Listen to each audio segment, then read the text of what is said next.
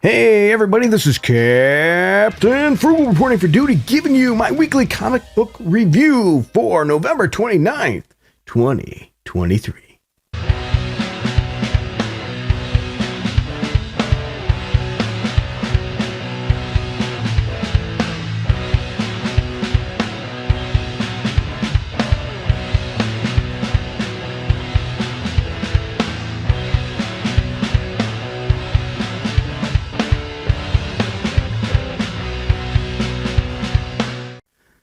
All right, all of you people that know the drill, I read a bunch of comic books and I give you my score on a scoreboard of 0 to 10. 7 being average. I know before you jump all over, what on earth? Why is it not 5? Because I use school grade kind of things. 70% is average, because average should be better than just crap, right? I don't know, that's the way I go. So you're going to get lots in the 7 point area, things like that. But not only that, you don't just get my views, you're also going to get the views from the people of League of Comics Geeks. So I compared them to mine, so that way you can see how I grade. I will say I tend to grade a little harsher than they do, but I then discuss a little bit about the comic book and butcher names, because that's the way I do things.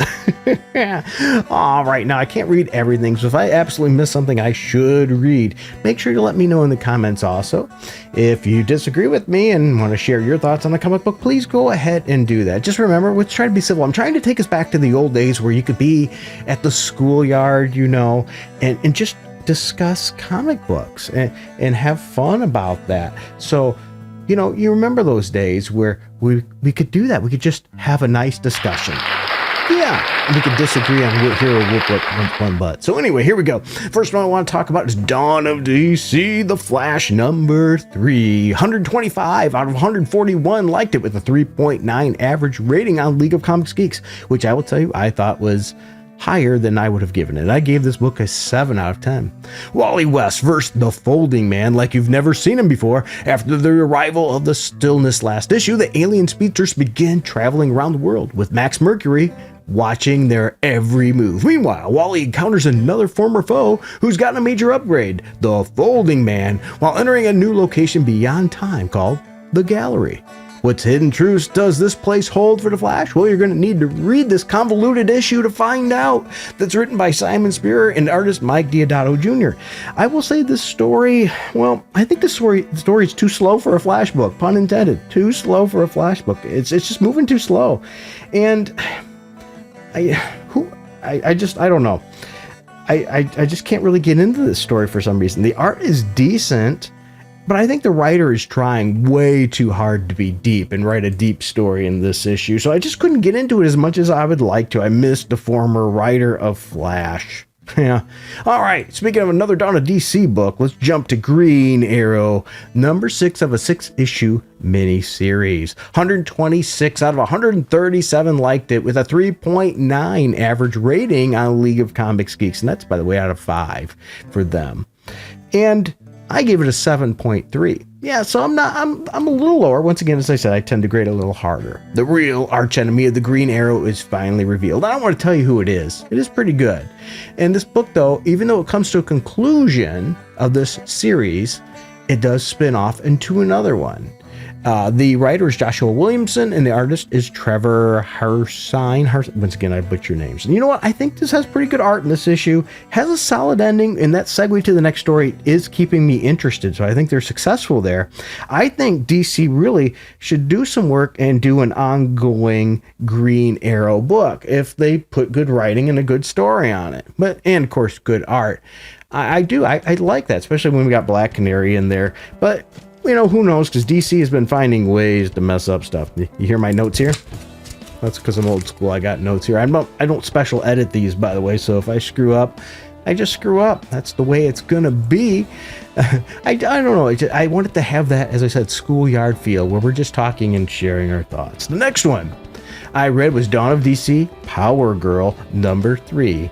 46 out of 57 liked it with a 3.5 average rating on League of Comics Geeks, which tends to fall right with me. I gave it a score of a 7.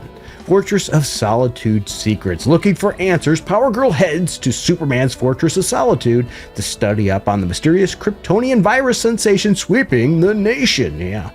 It almost sounds like a advertisement, doesn't it? Kryptonian virus sensation sweeping the nation. Turns out, she's not alone. Something is lurking in the shadows of the Man of Steel's most secretive headquarters, and it won't stop its hunt until it's the last one standing. It's written by writer Leah Williams and the penciler Eduardo Pesquilla, whatever that is. I think it's a decent story. It has decent art. The problem is just that. It's decent.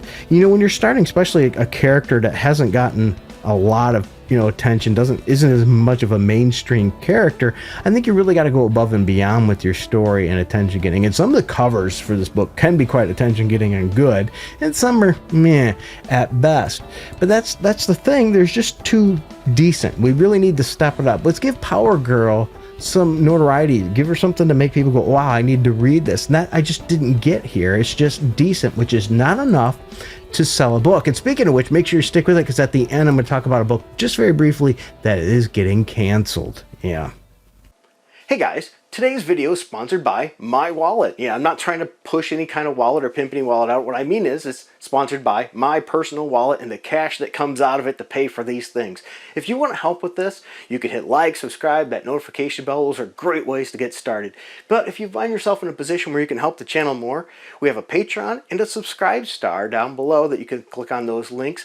And for as little as $1 a month, you'll have special videos and things to just you, music that you can get. Or maybe if you wanted to, a one-time donation just to help out, we have a Streamlabs link down below. Or we also have, if you go to the Patreon shop, you could buy a song for like $3. I wish I could put them a little lower, but that's the minimum they allow for that. So there's lots of options. Sometimes you might even see an Amazon link. If you want to buy anything through Amazon, click on my link first, then go through there. That'll give me a couple pennies, possibly that way too as well. So there's lots of ways you can help out the channel, because without you, it would not be possible. So thank you, everybody. And let's get back to the video. The next one I read was The Amazing Spider-Man Gang War First Strike issue number 1. This is a prelude to the Gang War story, which is, I think, a nice movement away from the crap story we were recently getting in Amazing Spider-Man. I hated that crap. Just wasn't working for me. Well, anyway, the super crime landscape of New York has been on edge, and this is why I like it, because I think Spider-Man I mean, he can go into bigger stories, but I think Spider-Man's really, really good when it's more New York City related, a little bit more down to earth. This issue, they jump all over the edge. Yep. What excites this war? Who hired Shotgun and took out Tombstone? Yeah, well, we're going to get more information about this, and this is pretty interesting. It's written by Zeb Wells and writer Cody Ziegler, and thank goodness, I mean, I think Zeb Wells did a pretty good job on this one. Yeah, I actually said it, and that says a lot, because previously I thought he sucked on Spider-Man, which he did. But there is some problems with this issue, too. And I had to downgrade it, because I would have given this book a 7.8 out of 10, but I knocked it down to a 7.4 out of 10 because of this. Miles Morales lectures Peter Parker. Come on. He lectures him because he was gone and didn't contact him. I'm sorry. I didn't know Peter Parker, an adult, was required to update Miles Morales on his every movement. It's ridiculous. Plus, Miles should know the hero business. Things happen. You disappear. I mean, you could be in a different world for all he knows. It was silly. And then Peter completely folds to him and calls him Spider-Man. Yeah, like, oh yeah, you're right. That was stupid. It just doesn't make any sense. Once again, we have to belittle Peter to pump up a hero that really doesn't stand out on his own to begin with. Because Miles Morales is Miles Morales. Yeah, he was a good Spider-Man in the Ultimate Universe or whatever, when he was the only Spider-Man there. I thought it was very fitting, but when they took him and put him in the 616, he just lost everything that made him special. He's just another Spider-Man, and that's part of the problem here. But him lecturing Peter was just ridiculous. Otherwise, though, it's a pretty interesting gang war story, and I'm digging that part. So I'm looking forward to more of the gang war story. Just keep the stupid Peter Parker getting downgraded and lectured out of the book. The next one I want to talk about is Captain America number 3. League of Comics Geeks said 60 out of 67 liked it with a 3.8 average rating, which makes pretty good sense. I gave it a 7.5. Misty Knight has uncovered a string of murders with seemingly supernatural origins, and Captain America has been marked as the next target. Something about a crime scene strikes Steve as familiar, But can he find the connection between the murders and his past before the mysterious new threat finds him? The writer is J. Michael Straczynski, and the artist is Jesus Diaz, which I probably butchered. I think it's interesting because we have a new take on a villain here, if you will. The art is very good in this issue. It has some good covers available, some more classics. But here's the thing, though. The story could move a little faster. This one moved a little slow, but we should be getting some action next issue. So, pretty good. 7.5. I enjoyed it better than a lot of the Cap crap we've had in the past recently, because everyone's got to take a new spin on it and take a jab at Cap, or make him give speeches that doesn't make sense that he would give because it's out of character, because the writer puts himself in and wants to have a political agenda rather than actually using Cap. Yes, I know comic books are political. Don't get too mad there, but I do also know there's a difference between putting and injecting your political beliefs than actually using the character's political beliefs and using their character to stand up to do that story.